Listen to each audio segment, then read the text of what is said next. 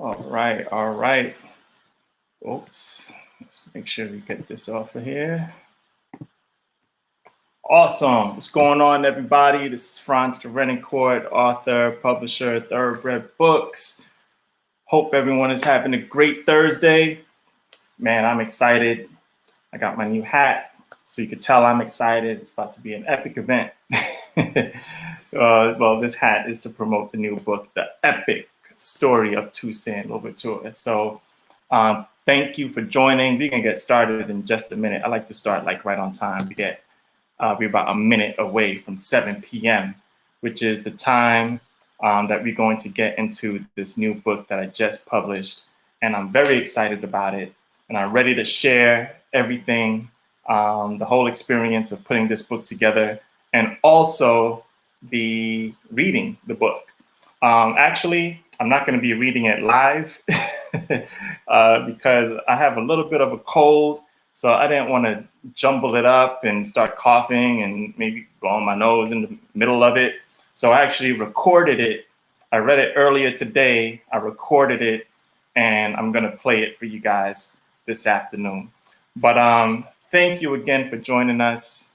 Like I said, Thoroughbred Books is my publishing company. I'm an author and publisher. I started off being an author. I wrote 3 books.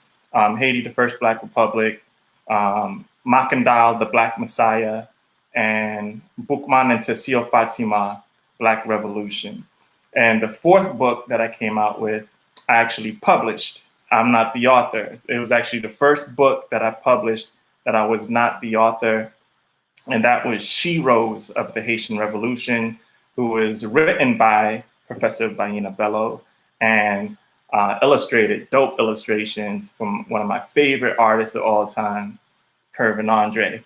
So I'm going to get into it very soon, but I just wanted to share a quick story of how this book came to be. For those who, if you haven't seen the book yet, this is the book right here. This is it. It's actually like a board book. Thoroughbred Books, we do like illustrated books for all ages, but I especially want the books to be appealing to children, right? Because I want children to know our history. When I was a kid, I didn't know any of this stuff, right? I didn't know about Toussaint. I didn't know about Dessalines. I didn't know about Christophe. I didn't know about, Marie-Claire Arose, Cecile Fatima, Tantoya. I didn't know about any of them until much, much later in life. So me putting together this publishing company is almost like making up for that, right? So I want to make sure that the young kids, the future generations, know who these people are. And so I wanted to put it in a form where it looks appealing to them, right? So this is actually a board book. So for those who don't know what a board book is, it's like all the pages are hard, right? So that if you have kids, small kids at that, they can't mess up the pages. These are all like really tough pages. This is actually a sample. I received it from the printer. It's a proof. So this is what the book is actually going to look like. And it's pretty dope. This is my first board book, and I like it. I think I want to do a couple of more of these with some different figures in history. But I actually wrote a book. If you're familiar with my other books, let me just give you a quick tour. This was the first book that I wrote and published. This was called Haiti, the First Black Republic. And I sold a lot of these books. And this right here is my first baby. And these are how my books usually look like. Well, how they usually look. So they have like pages like this, right? And it's, nice hardcover. So I actually wrote a book about Toussaint Louverture in the same fashion that I did these. Haiti, the First Black Republic. And then I also wrote Makandal, the Black Messiah, right? This book you can't really find anywhere anymore. It's about to go out of production. But I have a special announcement coming up in regards to this book. So this was my second book that I published, Makandal. So it's the story I've done a lot. I did a lot of research. Makandal is one of my favorite revolutionary characters in history. So I wrote this, but I actually wanted to publish this book first, right? But I decided to go with Haiti first, and it was actually a good decision. So I published this one second, Makandal, the Black Messiah. And then after that, Boukman and Cecile Fatima, Black Revolution. And if this looks familiar, that's the book cover right there hanging on my wall. It's actually a huge painting that was painted by my brother and my friend and brother, Kervin Andre. And it was so dope, I put it on the book, right? So I wanted to go in order. That's the order that I wanted to release my books. Well, so Haiti, the first Black Republic, kind of gives like a overall history of the Haitian Revolution, starting in 1790. Well, actually, the book starts pre-Columbus with the Taínos and goes all the way up to 1804 with the War of Independence and January 1st, 1804. But then I want to go and tell the individual stories of each of the revolutionaries. So I started off with Makandal. Then I went to Boukman, right? And then after Boukman, I was going to come out with my story that I already wrote, or Toussaint Louverture, right? So that was just how I wanted to do it. And what I realized was the book was taking a very long time to come into fruition. I wrote the book maybe about 2 years ago. And it's long too. It's bigger than these books because Toussaint, I just had so much information. And when you're writing a book like this, it's not a 300-page book, right? So the biggest challenge is not necessarily what goes in the book, but what you leave out of the book, right? So I spent a lot of time editing and fixing it up. And I sent it to the illustrator. I did all the illustration breakdowns. I sent it to my illustrator, and the illustrations were coming in kind of slow. And it was cool because we were in the pandemic, but now I'm like, you know what? I didn't publish a book all of 2020, right? And my goal was to publish at least one book per year, right? So I published Haiti in 2016. I published Makandal in 2017, Boukman 2018, She Rose in 2019, and then boom, pandemic hit, and we had to hit the mattresses. We laid low for a while, but I wanted to come back with a vengeance, right? And my story on Toussaint Louverture was not ready yet. So I actually, while I was on the She Rose book tour, I was in Spring Valley, New York. And I met a young lady, and she said she knows an author who's a very good published author, and he has all these stories and is looking for a publisher. So I hear that all the time, right? Whenever people know that I'm a publisher, they want to get their stories told. So I was like, okay, well, give him my number, my information, and I'll see what I can do. So and usually people don't call me or email me, maybe very few. But this one, a week later, he reached out to me. He's like, yes, I'm an author. I'm actually a poet. And I write stories about, Haitian revolutionaries. He's born and raised in Haiti. And he's a writer. He has tons of stories.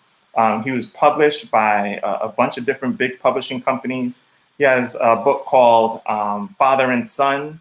He has a book called Mother and Daughter. He has The Road to ABC. And these books are in like Barnes and Noble. I mean, these were published for over 20 years, these books. So, and I'm an independent publisher. So I'm like, wow, he wants to publish with me? He's like, all right, so show me what you got. So he emailed me a bunch of poems. I was like, poems? All right, well, I'm not really a publisher of poetry. But once I opened it and read it, I was like, wow, like these aren't poems, these are stories written in poetic verse. So it was very intriguing, it was very different, and it got my mind going. And I was like, man, you know what? I think I want to do this. So I reached out to him, and I was like, you know what? I reached out. He actually was reaching out to me for over a year, but I was so busy with She Rose. I mean, because this was back in the She Rose book tour. Shiro's bookstore tour started in November 2019, and the pandemic, and we were rocking and rolling. Baina Bello and I, Professor Baina Bello and I, we went on a nationwide book tour pretty much, but it was cut short because of COVID. So in March 2020, our last date was in Brooklyn, and I came back home, and we started Baina and Friends, and we were doing a lot of things online on Zoom and stuff like that. And the whole time, the author, his name is Denis Latour, he was calling me, emailing me like, "Hey, what are we gonna do? What are we gonna do?" I'm like, man. So once I realized that my book on Toussaint was not going to be ready, that's when I was like, you know what? Let's give this other book a chance. And that's when I started the process, and it was amazing. It turned out very, very dope. And it came out to being this board book. We went over the script, the text, because it was one thing about publishing children's books about the Haitian Revolution. The Haitian Revolution is a fascinating period in history. It's a very dark period in history. It's very violent, right? So one of the biggest challenges that I have in publishing these books is still making it, I don't want to tone it down. I want to tell the truth, right? I feel that our kids deserve to hear the truth of what really happened. But I want to do it in a way where they could still understand and appreciate the accomplishment of our ancestors, right? So that's a big challenge. And some of the text in his poem was very graphic, and it's supposed to be graphic, right? It's a Haitian revolution.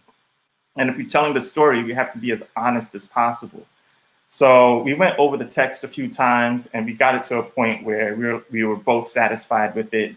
And then next, it was time to do the illustrations. And my current illustrator, I did not use for this book. So I went on an app called Upwork, and I found a great illustrator, two great illustrators, actually. And it was down to the both of them. And I emailed both images. They sent me test images. I sent them to the author, and he chose one, which was the correct decision, because Daniel Klein, who's the illustrator that we went with, was amazing. He was amazing to work with, very creative. I'm a creative, so we worked very well together. And I'm so happy that we ended up going with him. And the book came out great, man. This is actually the first time that I'm actually going to do a reading in public of this book. It's actually not out yet, right? It's still on pre-order status, but I should be getting my copies in very, very soon.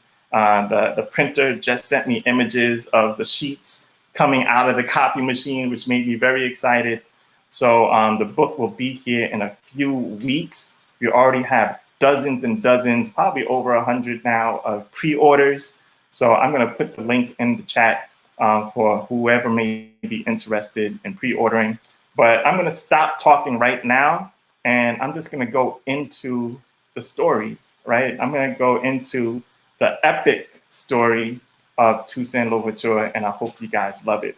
And then after the story is done, we're going to come back, and then we're going to talk a little bit more. I have some surprising, not surprising, but some new information to share with everyone. Got some new books coming up in the horizon. I want to share a couple of those with y'all. I got some new information over here. So for those who are supporters of Thorobred Books, and there are many of you out there, and I love and appreciate you for supporting a small independent publisher like me. And I'm just gonna, as long as I have your support, I'm just gonna keep telling our stories, right? That's my passion. That's what I want to do. As long as I get your support, I'm going to keep on doing it. So with that being said, let's go into the epic story of Toussaint Louverture. The epic story.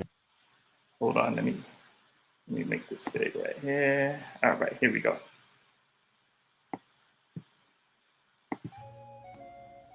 The Epic Story of Toussaint Louverture by Denis Latour and illustrated by Daniel Klein. Amid the 18th century, a time when slavery had reached its peak in the world, a time when African men, women, and children were hunted, caught, and sold as cattle, as beasts of burden, an infant boy was born. He was born on the island today shared by Haiti and the Dominican Republic. His father was captured in Africa, bound, shackled, and thrown into the hold of one of the many slave ships that plowed the corpse-strewn sea of the Middle Passage and brought to the island to become a slave. Among thousands of slaves, Francois-Dominique Toussaint, a French name, was branded to the infant's identity. Frenchmen were the colonizers where he was born. He was born frail and weak, but against all odds he survived infancy, thanks to the caring hands of his loving mother, perhaps also because he was a being born to overcome the cruelest hurdles. Many mean years rolled up and rolled down. There were countless days, countless weeks, and many months and years when he was strapped under the tropical sun to his mother's back, in tobacco fields and in coffee trees fields. There were many days without the sweet milk of his mom. He endured all the privations and sufferings of children of slaves. They were easy praise for the jaws of death. Only the lucky ones like him survived. His parents lived in a miserable hut, like the hut of every family of slaves. Bugs and spiders, spiders and millipedes, millipedes and black widows and scorpions, even snakes, crawled in the hut at night. His nightly dreams, the hiss of commanders' whips flogging his folks, and dead friends' corpses heading to their graves. After all, nightly nightmares are often long wings of previous days' torments. Other children of masters and children of slaves, harassed him and tormented him, and for his size and for his look daily. He had a brain with the gift to resist and fight misfortune, and inside his young heart, the blood of a true hero was flowing. He turned his daily chores into drills to fortify his body. He ran up steep hills time and time again. He made it a fun game to push heavy rocks from place to place, and learned to fetch water with 3 heavy water gourds, one sitting still upon a cushion on his head, and one in each hand. He had fun, much fun, carrying 2 heavy logs, one upon each shoulder, uphill and downhill, and alone he dragged heavy trunks of dead trees to the steaming cauldrons of molasses. He uprooted baskets and baskets of tender grass to fatten his master's pigs, and found the right herbs to kill the worms in their wounds. His pet animals were the plantation's horses. He fed them well, patted their backs and bellies, combed their manes, and led them to hidden ponds to quench their thirst, to bathe them, to make them swim, and to watch them eat tender green grass on the water's edges, while he swam and dreamed. A great swimmer he was. And as an ultimate dreamer, the horses knew him well. When riding them, he flattened his body on their backs and raced them uphill. He became the best rider of the hills and the best rider of the flatlands. The frail and sickly child performed a miracle on his body. He became a strong, bright boy who caught the eyes of fellow slaves and also masters. He received a precious gift from his wise godfather, Pierre Baptiste, the gift of reading and writing. A hungry learner he was, and like a rare, healthy tree in the middle of an infested forest, he grew up with more strength. He grew up with more intelligence. He grew up with more wisdom. Years rolled in and rolled out, and the tiny twig became a mighty tree with a restless crown. He hid and kept in the maze inside his busy head a bold vision for his enslaved folks. One morning, the rising sun covering the mountaintops, the treetops, and the plantation's roofs, with a veil of honey, glided on his strong hands, reining the horses of a coach. He had become Toussaint Louverture, the coachman of the plantation. Among the hundreds of slaves going back and forth to the tobacco and sugarcane fields, to the coffee and indigo trees, there was an older woman who had a son. Suzanne was her name. Toussaint Louverture and Suzanne united their lives, and there were 2 more sons. Their small hut was a rare nest of true love in a world of infamy, and also a rare little haven for little African orphans Toussaint Louverture picked up on the roads to bring to his kind-hearted wife. On August 22nd, 1791, a slave uprising shook the island and stunned the world. The journey to freedom had begun. Lightning divided the sky into hundreds of bloody zones. The rolling thunder carried the songs of freedom beyond the mountains, across all seas. There were blazes in the plains, and blazes in the valleys, blazes in the meadows, and blazes on the mountain tops. Tall stood Toussaint Louverture among his rebellious brothers and sisters. His trained hands healed the gaping wounds, and the blazing rays from his bold mind emboldened his folks' minds. And soon he was a daring commander with his own hand-picked men. Among his men was Dessalines, Jean-Jacques Dessalines, the tiger, a slave with 100 of whip scars who became his right-hand man, fought and won the War of Knives, and ultimately won the final battles of the War of Independence. Toussaint Louverture, a rebellious slave, was on a journey to give a kinder face to the human race. He did not send his men to attack. He led them. Ahead of them, he marched, and behind him thundered, liberty or death. 3 of the worst evil powers during that era of sadness had their daggers deep into the heart of the beleaguered island. Oh, they gulped so much human blood, so much African blood, so much innocent blood, the multi-headed monsters. Toussaint Louverture led the sacred fight against all of them. The battles for freedom raged in La Plaine du Nord, and on the banks of the Grande Rivière du Nord, on the shores of the Artibonite River, and in deep Ravine à Couleuvre, on Plateau Central, and on the eastern borders, and finally on the southern mountains and plains. French, British, and Spaniards fell and died in cascading defeats. Festive flocks of fat buzzards circled and circled every day the torrid Caribbean sky. The window of victory flapped open for him during each pitched battle. The golden shafts of the freedom sun inscribed Louverture on his mighty chest, and enslavers whispered in fear, Toussaint Louverture. His men were chosen from a life of hell. They fought like soldiers from hell, and each night in the dark forests or in the deep caverns, there were former slaves dreaming of merciless battles, humming the hymns of freedom, and a visionary leader staring and staring at the next victory. They expected his attack north. He attacked west. They expected his attack west. He attacked south. They expected his attack south. He attacked east. They expected his attack east. He attacked north. And when they least expected his attack, his flaming freedom sword struck deep into their heart.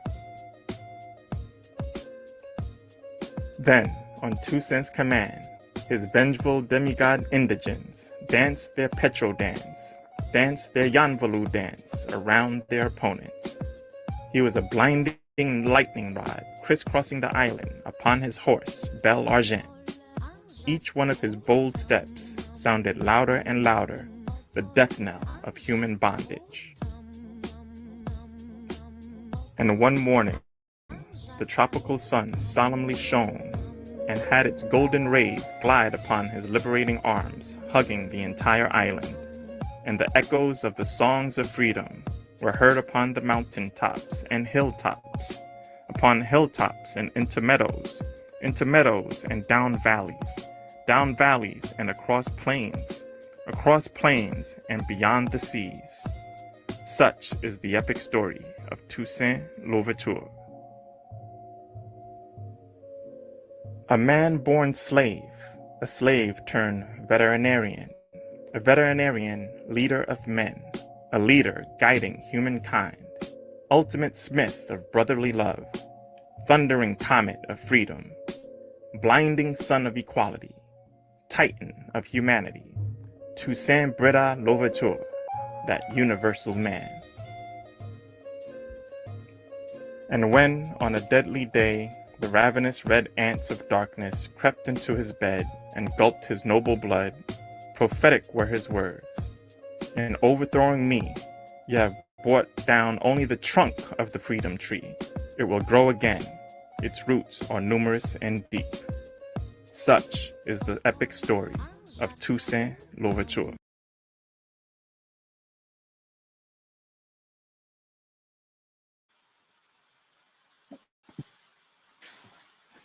All right, that's it, man. That was the book, The Epic Story of Toussaint Louverture.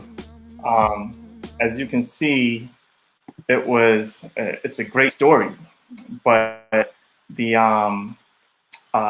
it's written in a way where it's sort of poetic, right? It's not written, it's very different from the way that I read books, right? So, not I read books, I write books. So it was very appealing. It instantly caught my attention, and I decided to publish it. So, I like to publish things that are a little away from the norm, right? Like, I'm not a Scholastic.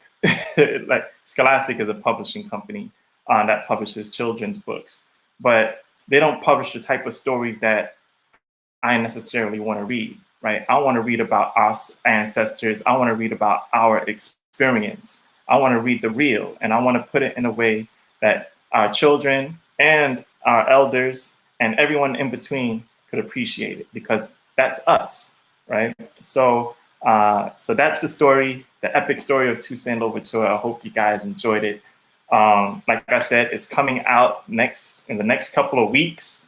The order is in. I'll be having my copies. I already have hundreds of copies.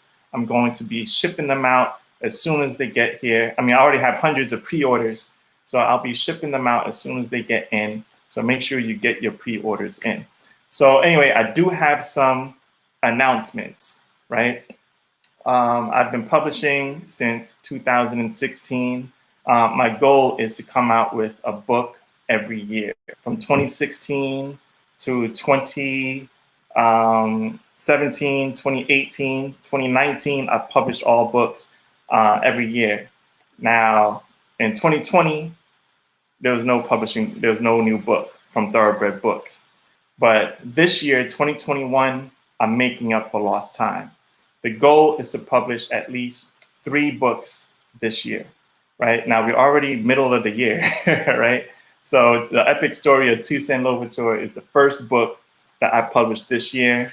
But I want to make an announcement, and I'm actually have some visuals for you guys. The book that's coming out, it should be ready next month. I'm about to share it on the screen right here. Let's see if you guys can see it. Mackandal, the Black Messiah, 2nd edition, right? So you all know that I have the first Mackandal. I already have a Mackandal book, right? But I found some awesome new information. So I got back with the illustrator, and I said, you know what? There's some more information that I want to put out there about Mackandal. So we have to revamp this book. So I came out with a 2nd edition to the 2017 release of Mackandal, the Black Messiah. So we're coming out with a new Mackandal. And to be honest, this Mackandal, even though it's one of my favorite books, I've never had enough copies of Makandal, right? I've never had, like, for those who know and follow Thoroughbred Books, it's hard to get a copy of Makandal, right? So I said, you know what? I'm just going to completely shut down the old Makandal, and I'm going to revamp the new one. So we're coming out with the new Makandal, the Black Messiah, second edition. We have new illustrations, we have new text, we have new info on Makandal. So that is coming out in July, next month, in the next couple of weeks. I'm about to put the order in next week, and I should have copies in by the end of July. So definitely, if you're a fan of Makandal, then you definitely want to get a copy of this. I'm already accepting pre-orders on this one. So if you go to my website, www.thoroughbredbooks.com, you will see Makandal, the Black Messiah, second edition, and we're accepting, we're taking pre-orders on that one. So that's one announcement, right? So that would be book number 2. But I said I want 3 books in 2017, right? So as you know, I've been working very closely with my mentor, my spiritual mom, right? She is Professor Baina Bello. We came out with She Rose of the Haitian Revolution, right? She wanted to take a hiatus from, putting out books and stuff, but I wanted to make sure that these stories get told, right? So off of the She Rose of the Haitian Revolution book, I have the new spin-off of She Rose of the Haitian Revolution.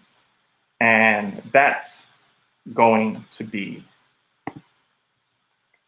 Sanit Belair, right? The story of Lieutenant Sanit Belair will be coming out in August 2021, written by Franz de Renicourt Jr. and illustrated by Pierre Chevelin. If you guys don't know about Chevelin Illustrations, it's a Haitian artist in Haiti. So I've been working very closely with Chevelin Illustrations in Haiti, and the book is pretty much done. It's almost done. All the text is done, right? I submitted all the text. The illustrator, I just put the final approval on all the sketches of the illustrations, and now it's just a matter of coloring in the illustrations. But this is going to be the book cover, right? So you see Sanit Belair. She has a shotgun. She has a sword. She's looking fierce, just fresh off the battlefield. It's going to be an amazing book. And that's going to be actually the 7th book release from Thoroughbred Books. So I'm very excited. I'm not accepting pre-orders on Sanit Belair yet because I have a process of when I actually do accept pre-orders.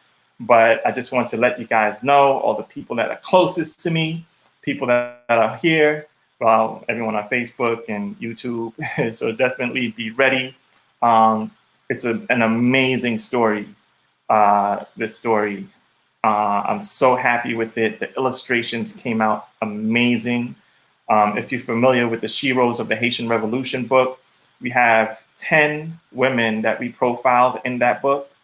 And Belair was one of them. And we did like a short bio. Professor Bello wrote a short bio on each woman. So, based off of that bio, I went and did some more research, especially had long conversations with Professor Baina Bello, and I put it together. And that is going to be the 7th book release from Thoroughbred Books, coming out end of August 2021. So a couple of months away.